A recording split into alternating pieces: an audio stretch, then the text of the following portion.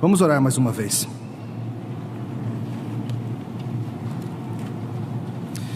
Nós te louvamos, Senhor, pela Tua santa palavra que é viva e eficaz e útil para toda a nossa vida, toda a nossa caminhada. Pedimos que nessa noite o Senhor nos instrua e nos ajude a pensar biblicamente acerca de como viver. No nome de Jesus. Amém. Queridos, antes de começar a palestra propriamente dita, eu quero apenas sugerir 3 livros para você, adicionando alguns que eu já mencionei ontem. 2 deles são do reverendo Vadislau Gomes, um deles se chama Todo Mundo Pensa, Você Também. Ele é um livro que vai te ajudar a colocar todas essas coisas que a gente está falando, de pensamento, pós-modernidade, cosmovisão, colocar tudo isso numa perspectiva bíblica. Esse tem aí na livraria que eu já vi. Um outro dele que eu vou mencionar mais adiante no sermão, no nosso estudo, é um livro que se chama Em Terra dos Brasis. É um livro extremamente útil porque o que o reverendo Vadislau faz ele usa toda a cultura brasileira por meio da sua literatura, por meio da sua poesia e também da sua música, para entender quem é o nosso povo e para entender a maneira peculiar que o Evangelho de Jesus Cristo vai transformar e pode transformar essa nação. Então, Em Terra dos Brasis. E o terceiro e último livro que eu quero sugerir é um livro que se chama Confissões de uma Convertida Improvável. Pensamentos Secretos de uma Convertida Improvável. Esse livro é extremamente útil para pensar acerca de pós-modernidade. A professora Rosária era uma professora famosa nos Estados Unidos na área de literatura e uma dos luminares do pós-modernismo. E ela conta a sua experiência de como passar do pós-modernismo ao ser confrontada por uma visão bíblica de salvação e de várias coisas. E é um livro intrigante, fica a recomendação também. Hoje nós vamos continuar no trilho de ontem, explicando mais algumas características do nosso tempo pós-moderno e como é que a pregação bíblica, a pregação expositiva bíblica cristocêntrica é a melhor ferramenta para lidarmos com o nosso tempo. Eu sei que ontem nós acabamos tocando em diversas coisas, diversas características do nosso tempo e talvez um pouquinho rápido demais em cada uma. Cada subtópico de ontem merecia a sua própria palestra. Mas deixa eu lembrar para vocês rapidamente. Ontem nós falamos que, embora vivamos no tempo chamado pós-moderno, nós devemos evitar o exagero que a gente vê por aí às vezes, de pessoas acharem que porque o tempo é pós-moderno, nós não podemos mais utilizar as velhas ferramentas dadas por Deus. A Bíblia não seria mais relevante, a pregação não teria mais seu espaço, o método tradicional de comunicar a palavra estaria fadado. E eu expliquei para vocês por que isso não é verdade. Além disso, a gente falou bastante sobre o que é que essa geração precisa. Supostamente uma geração visual, que não gosta de ser comunicada e de aprender por meio de pregação, precisa justamente disso, de uma atitude contracultural da pregação autoritativa da palavra de Deus. Falamos um pouquinho também sobre a questão da autenticidade, sobre como hoje em dia, cada vez mais, corremos o risco de parecermos falsos, de parecermos gente que não é real, se não colocarmos o Evangelho, nós pregadores principalmente, por meio da nossa experiência, por meio de quem nós somos. Hoje, conversando com o Dr. Bryan Chapell, ele me perguntou se era comum os pregadores do Brasil fazerem aquilo que ele fez ontem, contar uma história pessoal, e eu expliquei para ele que sim, é algo comum, acho que mais do que nos Estados Unidos, mas ainda é algo que às vezes as pessoas olham com desconfiança, mas que é importante que nós entendemos e comuniquemos ao pregar, que essa verdade nos transforma antes de nós sequer trazermos para vocês.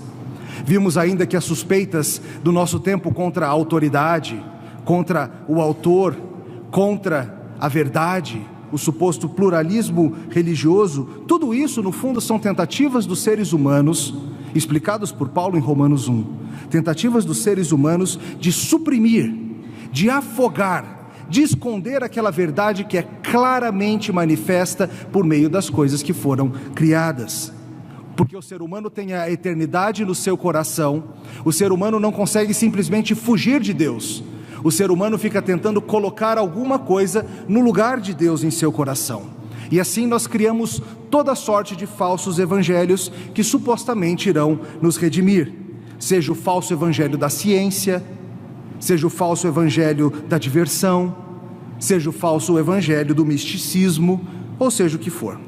Hoje nós não vamos falar sobre tantas características da pós-modernidade, nós vamos focar apenas em uma coisa, e eu vou poder aprofundar um pouquinho mais, trazendo para vocês a explicação de como a palavra de Deus, pregada em todo o seu poder, é extremamente útil para a gente. Hoje falaremos sobre como a pregação apaixonada e experiencial, eu vou explicar isso depois, é a solução para a pós-modernidade, para pessoas que estão tentando se agarrar a todo tipo de coisa. Você já ouviu falar nas palestras TED? TED? Balança a cabeça se você já ouviu, para me ajudar um pouquinho. Tá, alguns de vocês sim. As palestras TED, você pode procurar na internet, ted.com, ou depois no YouTube, por esses nomes. São palestras geralmente em inglês, mas com legendas em português. E você vai encontrar. São palestras interessantíssimas sobre os mais diversos tópicos. Algumas dessas palestras têm centenas de milhares de visualizações. Algumas delas têm dezenas de milhões de visualizações.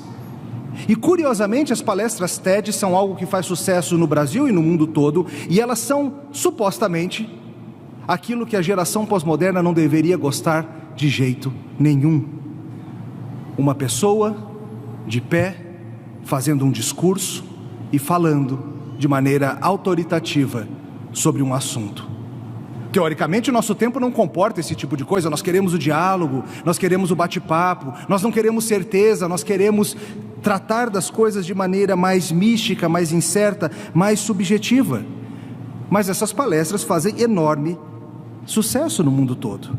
E são palestras falando sobre coisas que supostamente nem são de interesse geral.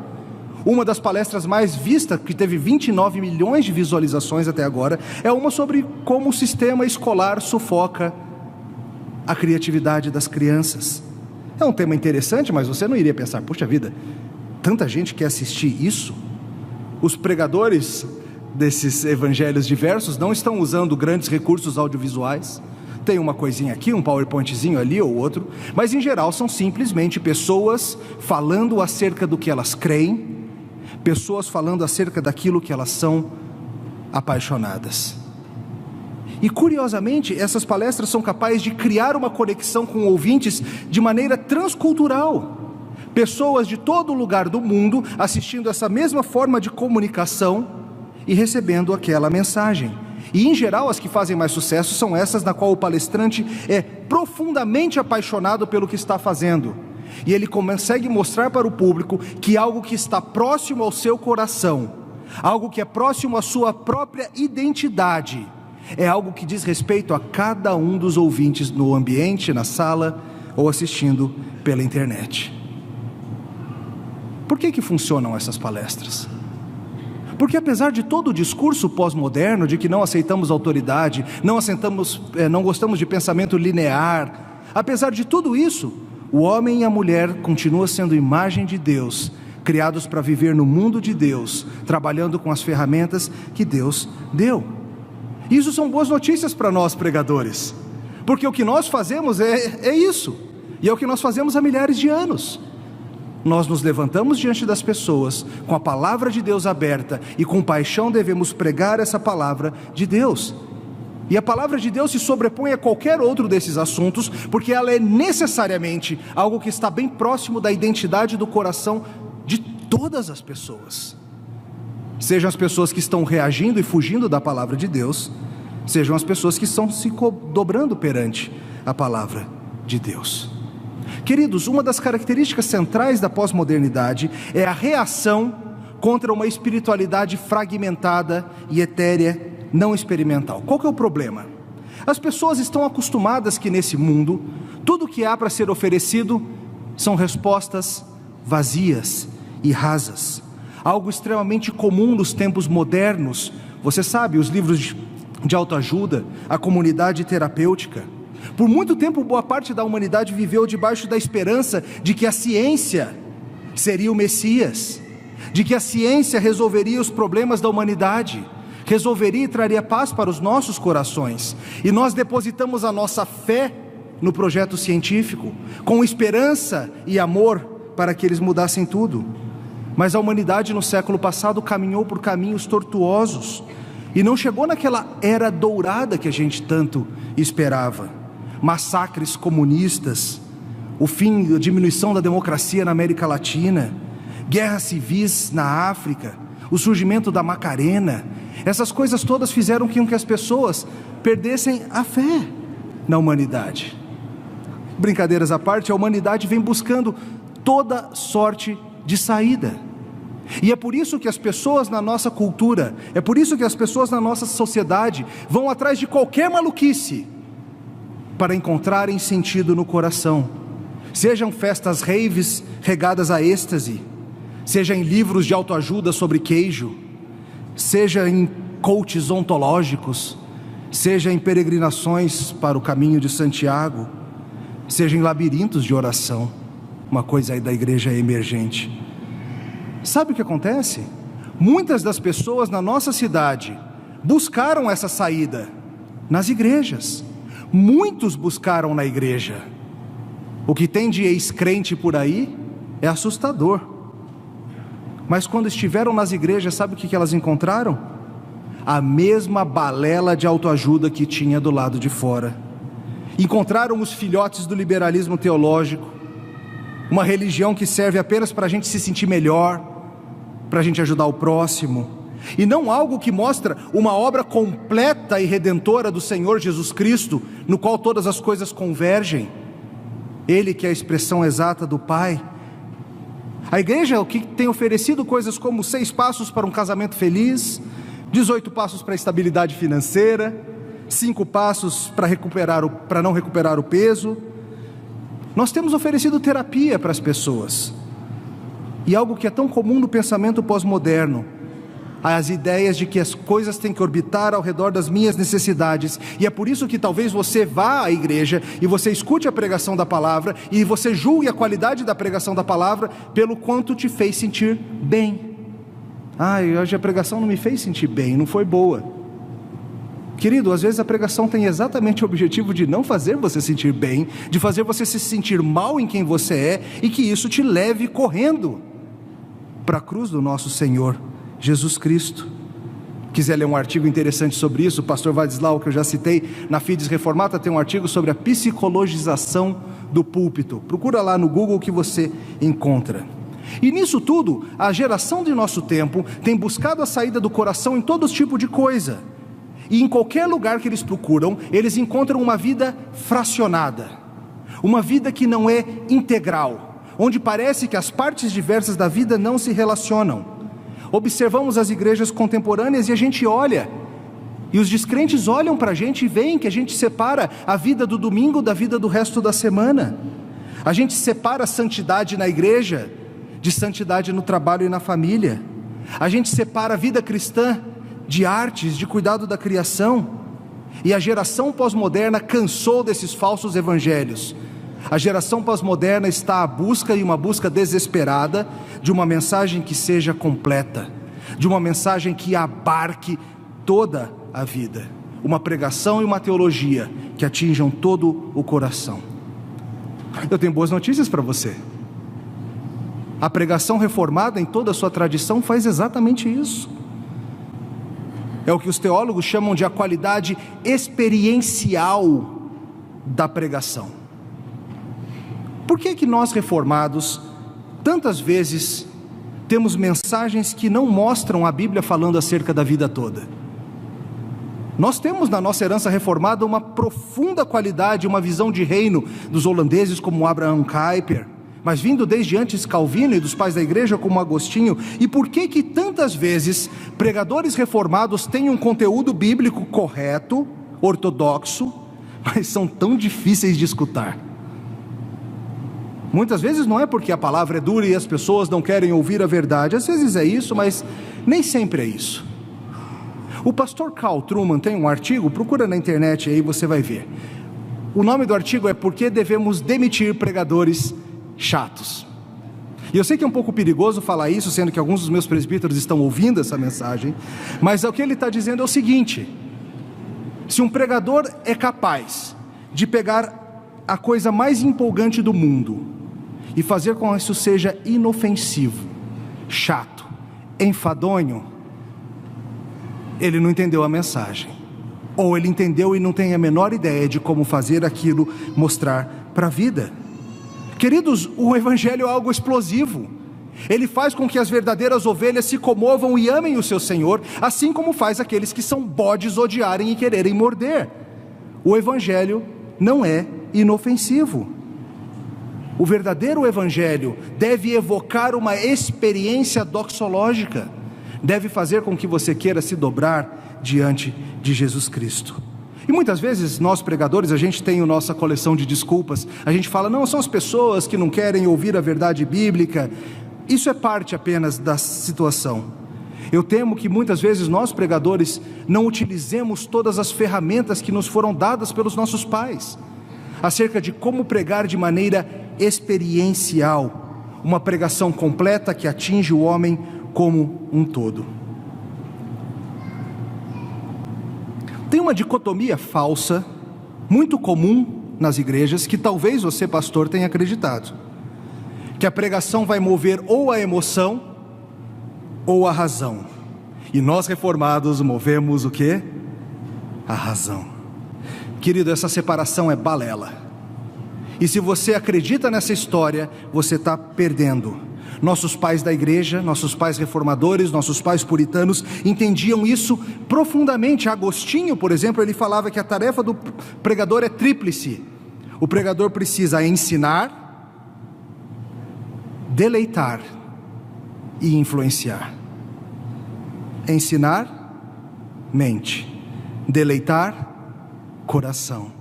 E influenciar, vontade. Um puritano chamado William Ames colocou da seguinte forma: a pregação é a ordem de Deus, santificada para gerar a fé, para abrir o entendimento e para atrair a vontade e os afetos para Jesus Cristo.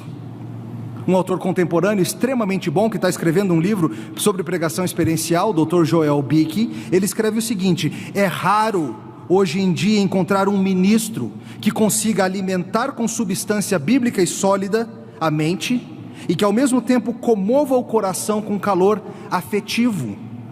Mas essa combinação ela era típica nos puritanos. Eles não apenas arrazoavam com a nossa mente e confrontavam a consciência, eles clamavam ao coração.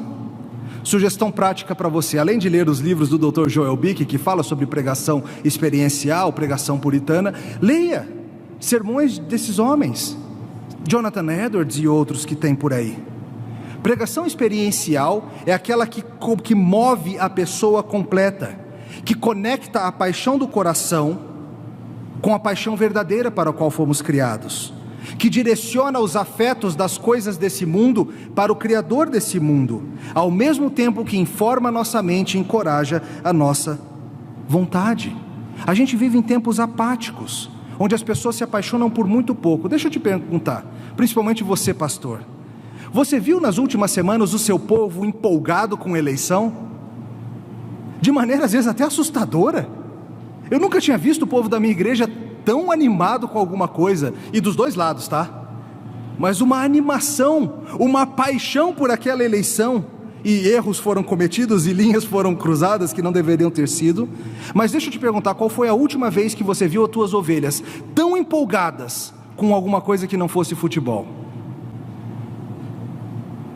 As pessoas entenderam, talvez pela primeira vez na história do nosso país, que os resultados daquela eleição dizem respeito ao nosso cotidiano, que eleição presidencial diz respeito ao que acontece no meu dia a dia, tem a ver com o dinheiro que está no meu bolso, tem a ver com o preço da gasolina, tem a ver com a qualidade da minha vida, tem a ver com o futuro dos meus filhos.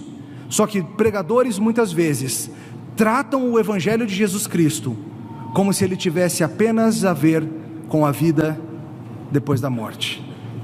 O Evangelho é sobre o que vai acontecer depois que você vai morrer, se você vai para o céu, se você vai para o inferno. E essa geração pós-moderna precisa ouvir uma mensagem que diz respeito à vida como um todo. O Evangelho fala acerca do meu uso do dinheiro. O Evangelho fala acerca do meu envolvimento na cidade. O Evangelho fala acerca de como eu devo tratar a minha mulher e os meus filhos. O Evangelho fala acerca do meu envolvimento na igreja. O Evangelho fala acerca do que eu faço com o meu tempo livre. O Evangelho fala sobre a vida inteira, queridos. E é preciso que nós pregadores começamos a utilizar isso, e isso está ligado a um combustível muito interessante. é o que autores antigos chamam de pathos, da onde vem a palavra empatia, e também da onde vem a palavra paixão. Veja, não estou falando de emocionalismo barato, não, que a gente vê por aí. Estamos falando de um pregador ser capaz de cuidadosa e carinhosamente considerar como o texto bíblico se aplica, e como esse texto bíblico ecoa e se relaciona com a vida real e cotidiana dos seus ouvintes. O autor Tim Keller, escrevendo acerca da pregação de Jonathan Edwards, fala o seguinte: a teologia de reavivamento dele, no que estava ligado à pregação, insistia que o propósito do sermão não é simplesmente trazer uma resposta emocional e nem simplesmente trazer informação. O propósito do sermão não era apenas fazer com que a verdade ficasse clara, mas fazer com que a verdade ficasse real. O alvo do sermão era dar aos ouvintes um senso do coração, uma experiência da realidade espiritual e da verdade. E com isso em mente, o pregador não está lá só simplesmente para fazer uma palestra, trazer informação, mas para agitar as emoções e para inflamar a imaginação. A pregação verdadeiramente reformada é uma pregação que ativa, engaja e utiliza a experiência cotidiana dos ouvintes para facilitar a comunicação do Evangelho. Nós não precisamos escolher entre luz e calor. Essas coisas andam juntas. Você, pregador, quando vai pregar um livro das Escrituras, você precisa aprender a colocar o seu coração em sintonia com o tipo de texto que você está pregando. Deixa eu explicar. Como tantos outros pastores fizeram antes de mim e tantos de vocês fazem, eu costumo pregar na minha igreja expositivamente, de maneira seriada. Pega um livro e prega do começo até o final. E às vezes leva um tempinho para eu conseguir pegar o ritmo daquele livro. E você já deve ter percebido que pregar Salmos é essencialmente diferente de pregar Romanos, no termos dessa paixão, dessa empatia. Talvez para você pregar Eclesiastes te seja mais fácil do que pregar Gálatas, mas como pregador você é chamado a aprender a sintonizar o seu coração nas diferentes vibrações da palavra de Deus. O pastor Zeke Eswine, no seu livro Pregação para um Mundo Pós-Tudo, diz o seguinte: se eu pregar Gálatas de uma maneira leve e calmante, estarei traindo o tom da carta. Eu preciso que o tom do texto me informe sobre qual postura vocal Deus deseja que o seu representante use. Mas nós muitas vezes transmitimos, intencionalmente ou não, uma ideia ruim, a de que a Bíblia não é algo empolgante, a de que a Bíblia não trata de todos os sons do coração. Interessante, John Newton e William Cowper deram um nome muito interessante para o saltério. Eles chamavam o saltério, os salmos, de cardifonia, o livro dos sons do coração, das vozes do coração. Porque nós temos nesse livro, queridos, a Bíblia como um todo, os sons de toda a vida. E nós temos que aprender a ressoar com esses sons e fazer com que os ouvintes escutem e percebam também. Isso envolve você confiar na inspiração de quem preparou o próprio texto bíblico. Nós pecadores, muitas vezes nós somos apressados demais ao expor um texto bíblico. Nós somos rápidos demais em contar a história e trazer as surpresas. Pastor Márcio hoje de manhã explicou para a gente tão bem acerca de Esther. Ah, como eu gostaria, pastor Márcio, de poder passar pela experiência de ler Esther sem saber o final. Mas eu aprendi o final quando eu era criança e já meio que estragou nesse sentido. Mas imagina você passar pela experiência de ler Esther e falar: o que vai acontecer? Está tudo perdido, vai morrer todo mundo, não tem chance. Agora você é pregador, é sua responsabilidade andar no ritmo do texto. O texto é inspirado e projetado por Deus para mover o coração e a mente da pessoa de uma maneira específica, num tempo específico. Você não precisa começar, por exemplo, a pregar Esther e já falando: fica tranquilo pessoal, vai dar tudo certo no final, mas vamos ver o que aconteceu aqui antes. Não, deixe o seu povo sentir o peso do problema, o tamanho da enrascada, a situação em que estão se metendo. Por exemplo, quando você for pregar a narrativa da ressurreição de Jesus Cristo, todo mundo já sabe que chega lá, a tumba está vazia. Só que os personagens da história não sabiam. E ao pregar, faça com que ecoe no coração dos seus ouvintes a dor do coração que eles estão sentindo, a decepção de algo que parece que falhou, a completa falta de expectativa. A gente vai lendo e já sabe, vai chegar lá e a tumba vai estar vazia, espera só que você vai ver. Mas eles não tinham essa expectativa. Eles achavam que iam chegar lá e iam encontrar um corpo começando a apodrecer. Nós precisamos aprender a perceber esses tons, essas vozes do coração que estão em todas as Escrituras, e isso vai fazer com que a pregação da palavra fique mais real, fique mais conectada com aquilo que todos nós sentimos. Todos nós sabemos o que é uma expectativa frustrada, todos nós sabemos o que é ir para um lugar achando que tudo vai sair mal. Por exemplo, se você for pregar Eclesiastes, um livro tão para baixo, como se diz por aí, às vezes a gente quer pregar Eclesiastes e a gente não quer deixar a igreja triste, né? Então a gente já fica logo querendo ir para o final e fazer, olha, creia em Deus e guarde os seus mandamentos, esse é o sentido da vida. Calma, Salomão levou vários capítulos para chegar numa resolução. Você, pregador, pode levar também. Deixe com que os seus ouvintes sintam o peso do que está acontecendo.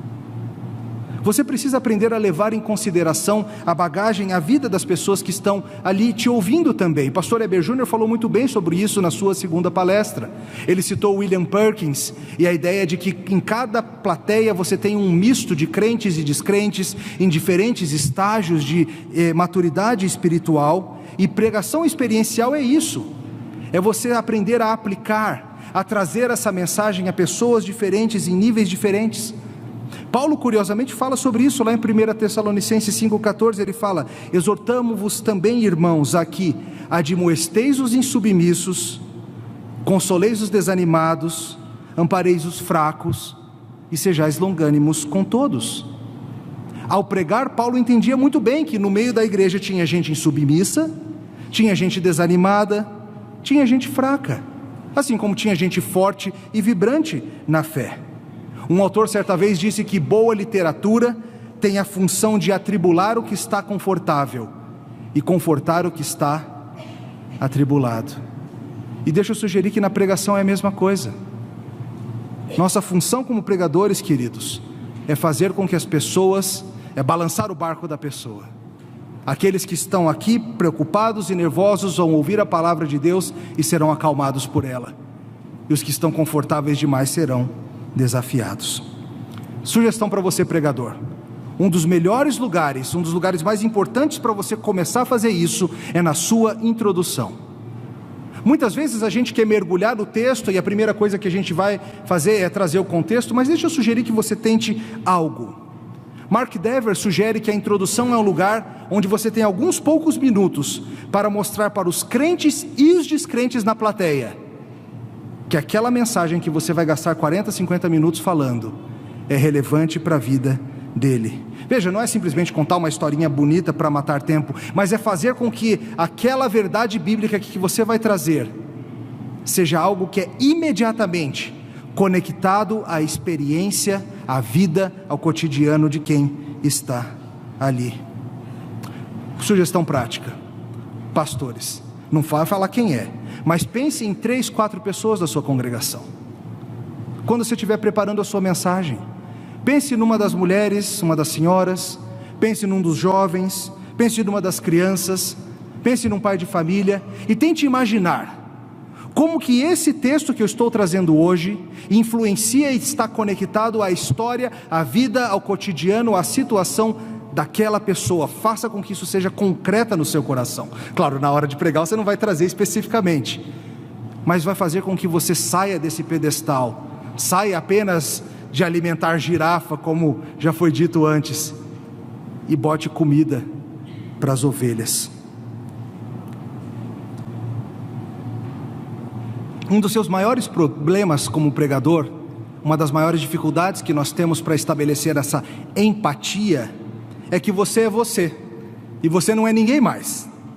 Você naturalmente vê o mundo através dos seus olhos. Você interpreta os acontecimentos por meio da sua experiência. E você busca soluções que você acha que funcionam. Mas como pastor, você precisa começar a aprender a olhar o mundo pelos olhos de outros.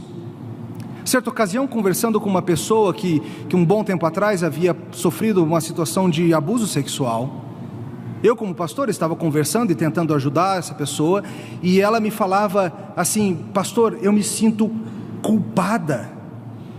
E eu, na minha cabeça insensível, falava assim: você não tem culpa de nada, para de se sentir culpada, você não fez nada.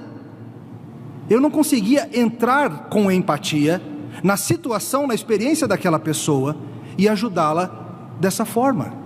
E foi lendo um livro que se chama Livre da Minha Desgraça, do Justin Holcomb, em que ele fala sobre essa situação de abuso sexual, e especificamente ele usa o testemunho de várias pessoas que passaram por isso, que eu finalmente consegui começar a entrar e ver o mundo pelos olhos de alguém que passou por isso. E a forma de você, pregador, conseguir entender o coração das pessoas ao seu redor é conhecendo quem está aí, para que a sua pregação também atinja tudo isso. Como pregador, você precisa fazer que a pregação atinja todas as partes da pessoa, falando de sensações e experiências. Por exemplo, quando você for pregar sobre o livro de Ruth, que começa com uma história de fome. Você conhece fome? Você já sentiu fome? Claro que já. Todos nós já sentimos fome. Só que às vezes a gente fala: houve uma fome na terra de Belém, e assim a gente já vai entrando na história. Não. Evoque essa sensação. Evoque, ajude as pessoas a pensarem o que isso significa. Descreva essas coisas. Sensação de vergonha, sensação de assombro ao ver algo maravilhoso, quando você for pregar, por exemplo, na transfiguração. Sabe, um simples e direto apelo à emoção não funciona, tá? Não adianta falar: pessoal, agora é a hora que vocês choram, por favor. Não vão chorar? Ontem o Dr. Chappell, pregando sobre Gideão, vários de vocês estavam aqui. Na hora que ele contou aquela história do irmão dele, eu vi vocês chorarem. Eu vi várias lágrimas caindo ali e aqui, uma fungadinha discreta aqui e ali, um dedinho no olho. O que o Dr. Chappell fez com a gente ontem foi isso que eu estou falando para vocês. Ele trouxe a emoção de como o evangelho se aplica na vida real ao contar a história do seu irmão que estava preso. Mas ele conseguiu fazer isso porque antes de fazer isso, antes de trazer essa emoção, ele já havia feito com que a gente racionalmente, a nossa razão tivesse entendido a obra de Cristo em nosso favor, e a nossa vontade já estava movida em direção a agarrar esse Jesus Cristo.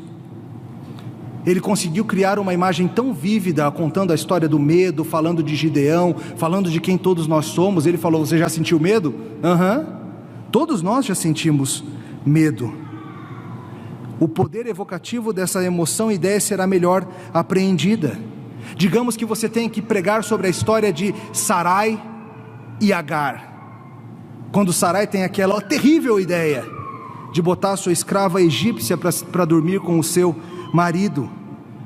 Muitas vezes a gente pega uma narrativa histórica dessas do Antigo Testamento e a gente simplesmente prega como se estivesse extraindo informação sistemática. Aqui nós vemos a doutrina do pacto, aqui nós vemos a doutrina disso, nós vemos a doutrina daquilo. Isso é verdade, isso está lá, tem que ser trazido. Mas mais do que isso, você precisa conectar essa história pequena à grande história, como os outros pastores já vêm falando esses dias. Mas além disso, você precisa fazer com que as pessoas aqui, ouvindo essa história milhares de anos depois de Sarai e Agar, vejam que aquela história diz respeito ao que elas passam. Todos nós sabemos o que é ser desprezado, como Sarai foi depois que Agar engravidou. Todos nós sabemos o que é o ferrão do desprezo, quando alguém consegue algo que você vinha tentando. Todos vocês sabem a dor de ser esmagado por alguém que é autoridade sobre você, como Sarai fez com Agar depois. E sabe de uma coisa? Você também sabe o que é usar o teu poder para ferir as pessoas, como Sarai fez com Agar. E o pregador que está atento aos sons do coração que aparecem em toda a Bíblia, vai conseguir fazer com que essa mensagem seja mais real. E começa com você, pregador. As pessoas precisam perceber que essa mensagem move o seu coração. As crianças claramente percebem quando você, papai e mamãe, na hora de contar a história para ela dormir, quando você não está nem um pouco a fim de contar. Você, papai, conta aquela história, tá bom, filho, pronto, vai dormir. Não, pai, não é assim. Conta daquele jeito. Qual que é aquele jeito? Fazendo vozes, empolgado, mexendo, evocando as emoções que estão ligadas à história. Por que a criança pede para você contar a mesma história toda noite antes de dormir? Não é possível que ela não canse daquela história da Peppa Pig, ou seja, do que for. Como que ela não cansa dessa história? Você não aguenta mais. Tem um episódio da Peppa Pig que a minha filha adora, que é o que a tartaruga sobe na árvore, inexplicavelmente, mas ela adora. Agora, por que as crianças gostam que você conte a mesma história de novo e de novo? É por causa da história em si? Não. É por causa da tua empolgação como contador de história. É porque você, pai e mãe, consegue evocar as emoções e a sensibilidade daquela história de uma maneira que empolga e deleita o coração da criança. Nós pregadores somos chamados a fazer isso. O Dr. Paul Helm fala o seguinte: a situação requer que a pregação que irá cobrir todo o âmbito da experiência cristã e uma teologia experiencial desenvolvida. A pregação precisa dar orientação e instrução aos cristãos em termos das suas experiências diversas. Ela não deve lidar com coisas irreais ou tratar a congregação como se ela vivesse num século diferente ou num outro país. Isso envolverá, atenção, compreender completamente a nossa situação contemporânea e entrar com total afinidade nas experiências verdadeiras, as esperanças e os medos do povo. O que o Dr. Paul Helm está dizendo aqui é que você, para conseguir fazer esse tipo de pregação que eu estou falando, você precisa entender algo acerca da cultura em que você vive, dos medos, dos anseios, dos desejos, das coisas que satisfazem o coração do povo da tua igreja, da tua cidade, da tua região, do teu país. Como pregador, a tua tarefa é difícil. Você precisa pegar o texto antigo, inspirado e útil, e fazer pontes que conectem os ouvintes de hoje com aquelas palavras antigas que são úteis para a repreensão, ensino, educação na justiça e para equipá-los para toda boa obra. E se você não conhece o seu tempo, o seu povo e sua cultura, você dificilmente vai conseguir fazer essas pontes de uma maneira que amarre de verdade o coração.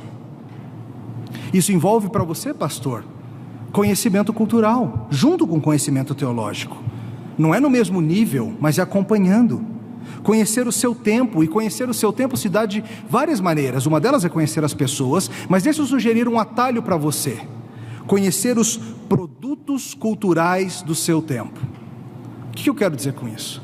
Ontem eu estava falando para vocês sobre entender o pós-modernismo, e eu sugeri que a melhor forma de entender o pensamento pós-moderno não é lendo os filósofos pós-modernos, Derrida, Foucault.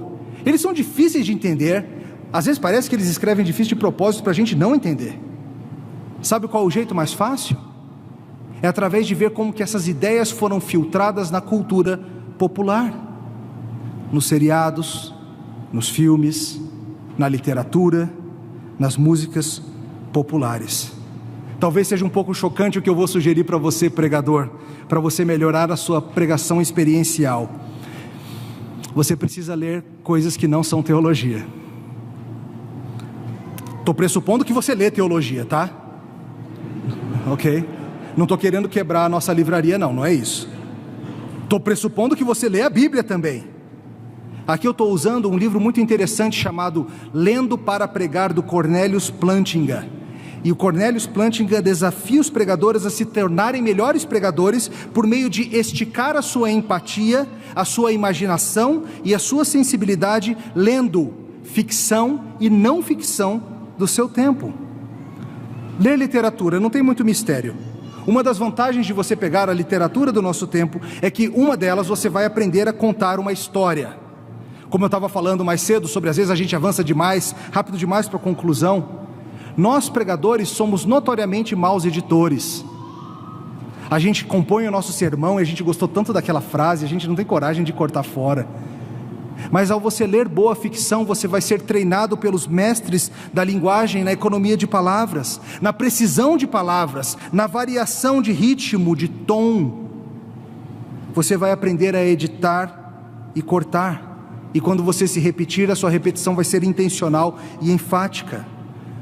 Plantinga fala o seguinte: um bom pedaço do planejamento do sermão tem a ver com como começar um sermão, como parar, como introduzir tensão e como resolver a tensão. Esses são baluartes do ofício do pregador. E os autores de histórias curtas como contos trabalham o tempo todo com essas mesmas ferramentas, com resultados maravilhosos. E ele continua: os sermões têm de ser claros, mas eles não precisam ser óbvios. Pregadores podem usar coisas indiretas, podem jogar uma pista aqui no começo e retomar depois, podem tocar 7 tons de uma escala e deixar que os ouvintes terminem na cabeça, e assim o ouvinte se torna ativo e não um mero espectador, algo que a gente falou um pouquinho ontem. Veja bem, querido, eu não estou querendo jogar mais uma carga sobre você. Além de ler o tijolo que o pastor falou, além de ler os livros que o pastor Márcio citou, o Emílio ainda quer que eu leia ficção. Eu não estou querendo botar uma carga extra em você, eu estou sugerindo que você utilize um tempo de descanso para indiretamente se tornar um melhor pregador. Que através do conhecimento de boa ficção, seja lida, seja assistida, você, sem perceber direito como, você vai se tornar um melhor pregador. Ficção vai te fazer um melhor pregador. Peraí, pastor, você está dizendo então que eu posso ir para o cinema com a minha esposa e falar que estou preparando sermão? É. Vai ficar estranho no relatório para o conselho. Então você não coloca lá, mas você sabe que é. Eu estou te oferecendo aqui um atalho a médio prazo para te facilitar e muito nessa tarefa de desenvolver empatia, de aprender a ver o mundo pelos olhos de outras pessoas. Não era meramente ler para bolar ilustrações, embora isso vá acontecer também. Você vai ler e você vai, puxa vida, que história bacana, vou usar isso aqui como uma ilustração de um evento, mas é mais do que isso. Através de ler ficção e assistir ficção, você vai começar a enxergar como é que cosmovisões diferentes percebem o mundo, como que elas lidam com as coisas. Plantinga de novo diz: o pregador evoca o grande mundo de Deus por detrás do nosso mundinho, nos desvencilhando das nossas convicções melancólicas, abrindo caminho para possibilidades que os olhos não viram, nem ouvidos ouviram e nem nenhuma imaginação concebeu. Veja, de novo, não é necessariamente que você vai ter que trazer todas as histórias dos seus sermões que você leu, não é isso, mas você vai precisar e você vai excitar a sua imaginação, entendendo como é que as pessoas lidam com crises econômicas, como é crescer órfão, como é ter tudo que o dinheiro pode comprar e mesmo assim não estar satisfeito, como é que simplicidade, mesquinhez, vergonha e honra se mostram na vida real.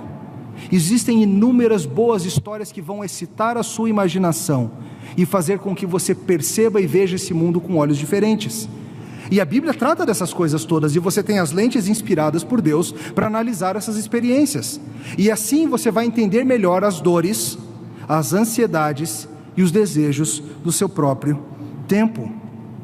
Um autor falou acerca da ficção, ele diz: o novelista, o escritor de ficção, está dizendo para o leitor: as coisas não são tão simples quanto você pensa, a vida é mais bizarra, mais fascinante, mais complexa e rica, e ao ler ficção você ganha gosto pela variedade desse mundo. Queridos, o mundo tem mais nuance do que a gente às vezes está disposto a admitir. Nós somos pessoas de motivos mistos. Nós, ao mesmo tempo que amamos fazer coisas certas, nós amamos fazer coisas erradas. Nós fazemos boas ações, mas a boa ação não é completamente movida por bons motivos. O mundo tem mais nuance do que nós muitas vezes, como pregadores, admitimos. E essa geração pós-moderna é um anseio, nós precisamos ver o mundo como ele realmente é. E você precisa informar a sua mente sobre isso. Por exemplo, se tem alguém aqui que está pensando em ministério pastoral, e mesmo vocês pastores, sugiro fortemente que você pegue o livro do Paul Tripp, chamado Um Chamado Perigoso, está para sair em português, e leia. Mas também que você pegue o romance de Mary Lane Robinson, chamado Gileade, e leia. É um romance que conta a história de um velho pastor à beira da morte, escrevendo uma longa carta para o seu filho, e dizendo acerca das suas experiências, da sua vida, dos deleites e dos deveres, dos desprazeres do ministério. São coisas complementares. Um livro mais feito em forma proposicional e um livro, uma ficção de maneira experiencial. Os dois vão de maneira diferente ensinar o teu intelecto, influenciar a tua consciência, mover os teus afetos, estimular a imaginação e encorajar a verdade, mas de maneira complementar. Se você duvida do poder das histórias para mover o seu coração, deixa eu te perguntar, por que você chora no cinema? Nunca fez isso? No ET, tenho certeza que no final de ET você chorou. Alguns de vocês nem sabem o que é isso, né? Por que você vai assistir uma história de ficção, uma história que não é verdadeira, sobre pessoas que não existem, e nada do que está acontecendo ali é real, mas as suas emoções são reais? Por quê? Porque na duração daquele filme o seu coração entra naquela subcriação, naquele mundo que existe ali dentro, e você consegue experimentar o que é a vida como um astronauta, experimentar o que é a vida como um guerreiro medieval, experimentar a vida como um órfão, experimentar a vida de maneiras diversas e de uma forma segura, lendo ficção. E isso para um pregador é de valor inestimável. Aprender a olhar o mundo com os olhos dos outros. Você quer entender os efeitos devastadores da queda no coração humano? Leia John Murray sobre a imputação do pecado. Leia Van Til sobre os efeitos noéticos do pecado. Mas leia o romance A Estrada, de Cormac McCarthy, para você se arrepiar do jeito bom e do jeito mau com o que é o ser humano caído. Complementar a sua indicação. E ao você ler essas coisas, você vai entender melhor também onde que o sapato aperta, onde é que o coração pós-moderno vive. Sugiro ainda que você tenha uma boa dieta de leitura de não ficção, não tanto meramente ler notícia de jornal, muitas vezes o texto é pobre e sem imaginação, mas texto jornalístico projetado para prender a atenção do leitor, aquelas peças mais longas, material de jornalismo investigativo, o tipo de coisa que você encontra em revistas como National Geographic, histórias de expedição, coisas assim. Se você pegar livros como o do Malcolm Gladwell, que escreveu Fora de Série, Davi contra Golias, são livros de não ficção, mas tão bem escritos, que sem você perceber, você pregador está, além de acumulando material para ilustração, você vai estar sendo treinado em como falar de maneira a atingir o coração, a mente, a consciência, a vontade, os afetos. Malcolm Gladwell, David Foster Wallace, Mary Roach, eu não vou falar todos para vocês não roubarem meus autores, mas Amir Klink. Recentemente, um dos jovens da igreja que tem aspirações ministeriais me perguntou acerca de um livro. Está nas livrarias aí, eu ouvi dizer que o filme está para chegar também. O livro se chama Invencível. É o livro que conta a história de um homem chamado Zamperini, que foi prisioneiro de guerra, que fez várias coisas interessantes, não vou contar tudo. Uma história real. E esse jovem me perguntou: pastor, você acha que seria uma boa leitura? Eu falei: vai em frente. Eu conhecia a história, não havia lido o livro, mas eu dei para ele um desafio. Falei: preciso que você, ao final da leitura, traga para mim escritas 3 ilustrações de coisas que aquele homem passou na vida dele, e como que essas coisas dizem respeito ao que nós passamos na nossa vida, e como que o texto bíblico pode trazer luz sobre essa própria sensação. Ele apareceu com 3 ilustrações geniais, e até agora eu resisti à tentação de roubá-las e usar eu mesmo. Mas mais do que isso, esse irmão aprendeu algo que não é mensurável. Ele aprendeu a ver a vida por meio daqueles olhos, e ele aprendeu como contar uma boa história. Plantinga fala: para o pregador, o conhecimento acerca do que move o coração humano é ouro, é precioso. Não porque nós queremos artificialmente mover o coração dos outros, Nós precisamos entender onde que o coração pós-moderno está, para que a gente possa buscar com as armas da Escritura e redirecionar os afetos em direção ao Criador. A ideia é que o seu programa de leitura complique o seu mundo um pouquinho, faça com que você veja que a vida tem mais nuance e que as coisas não são tão simples quanto parece. Aquele livro que eu sugeri para vocês, Em Terra dos Brasis, é genial por isso. O pastor Vadislau pega os livros de Machado de Assis e Mário de Andrade e inúmeros outros da nossa história e ajudam a gente, principalmente nós pastores, a enxergar o Brasil por meio da lente das nossas criações literárias, e como aquilo dá uma janela para a gente entender a própria alma do brasileiro. Recomendo fortemente que você leia esse livro e que você comece a pensar em fazer o mesmo, porque no final das contas, queridos, nós temos a resposta para o coração das pessoas. Pré-modernos, modernos ou pós-modernos, todos querem a mesma coisa, todos querem boas notícias, todos querem um evangelho, todos querem uma saída para a condição caída em que vivem, todos querem calar as vozes do coração que chamam em angústia, todos querem uma resposta que satisfaça mente e coração, todos querem isso, ao mesmo tempo em que todos querem fugir de Deus, ao mesmo tempo em que querem abafar os sons que poderiam trazer a verdade. A incredulidade leva à impiedade. Nós descremos de quem Deus é para que possamos pecar, e quanto mais nós pecamos, mais nós descremos. E a história da humanidade, a história da arte, a história da filosofia, a história da humanidade é a história da tentativa de colocar alguma coisa no lugar de Deus, colocar uma outra meta-história, uma história que englobe todas as coisas. E na pós-modernidade parece que as pessoas finalmente largaram disso e estão falando, sabe de uma coisa, acho que não tem nenhuma história que aguente mesmo, não tem nenhuma grande história que de fato diga respeito à mente, coração e vida real. Mas nós temos essa história. O que nós precisamos é, por meio da exposição fiel das Escrituras, mostrar que nós temos a resposta para todos os corações, e o seu dever, seja você pregador, seja você não pregador, é conhecer e amar essas verdades. O meu resumo, queridos, o resumo da semana é o seguinte: pregue a palavra com todo o seu poder, suba naquele púlpito e pregue a palavra, arrisque o seu coração, use o seu coração nas suas mangas, use tudo isso para chamar mortos à vida.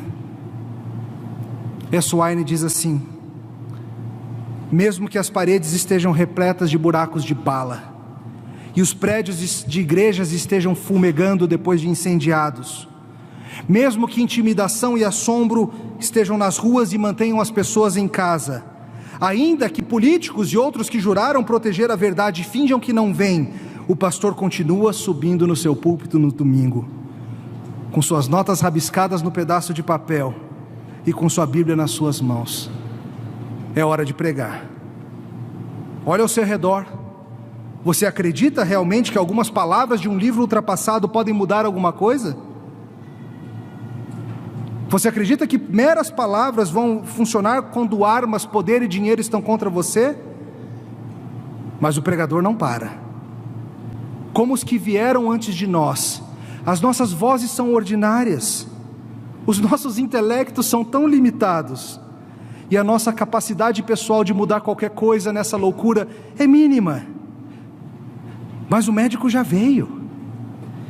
Pregadores de gerações futuras precisam ouvir de nós acerca dele, e nós diremos a eles: a tumba está vazia. Isso é um fato histórico, e o Evangelho fala para qualquer geração, porque ele é o poder de Deus para a salvação de todo aquele que nele crê. E a pergunta para você é só uma: você acredita no que Deus disse? Depois de amanhã, você vai estar em pé, com a Bíblia aberta, falando para o povo de Deus, a própria palavra do Deus vivo, dada para instruir o povo. Ou então você vai estar sentado diante de um homem com uma palavra dessa aberta, para lançar luz sobre Jesus Cristo. Não ouse achar que isso é pouco, não ouse achar que isso é pequeno. É isso que transforma o mundo, com a ação do Santo Espírito. E assim a gente anda, e assim a gente prossegue, Homens morrendo, falando para pessoas que estão morrendo. Pré-moderno, moderno, pós-moderno. O que nós precisamos é sempre da mesma coisa. Aquele que é totalmente amável, nosso Senhor. Oremos. Obrigado, Senhor, pela maravilhosa e redentora verdade de Jesus Cristo, que atinge corpo, mente, coração, que atinge vontade e afeição, que atinge-nos de maneira completa. Senhor, nós confessamos que muitas vezes nós somos apáticos em relação a essa mensagem, que nós tratamos como se fosse algo corriqueiro, algo pequeno e banal, e nós buscamos toda sorte de coisa para preencher o vazio do coração, seja do nosso, seja dos outros que nos ouvem. Pedimos perdão, Senhor. Pedimos, Senhor, que nos dê gosto pela salvação de uma maneira como nunca tivemos antes, e que ajude-nos, Senhor, a aprender como trazer essa maravilhosa verdade aos corações sedentos ao nosso redor, aqueles que estão nas nossas igrejas, aqueles que estão nos nossos lugares de trabalho, nas nossas escolas. Ajuda-nos, Senhor, a ter a empatia de quem encontrou comida e está querendo mostrar onde tem. Nós te louvamos, Senhor, pela água da vida, nosso Senhor Jesus Cristo, no nome dele. Amém.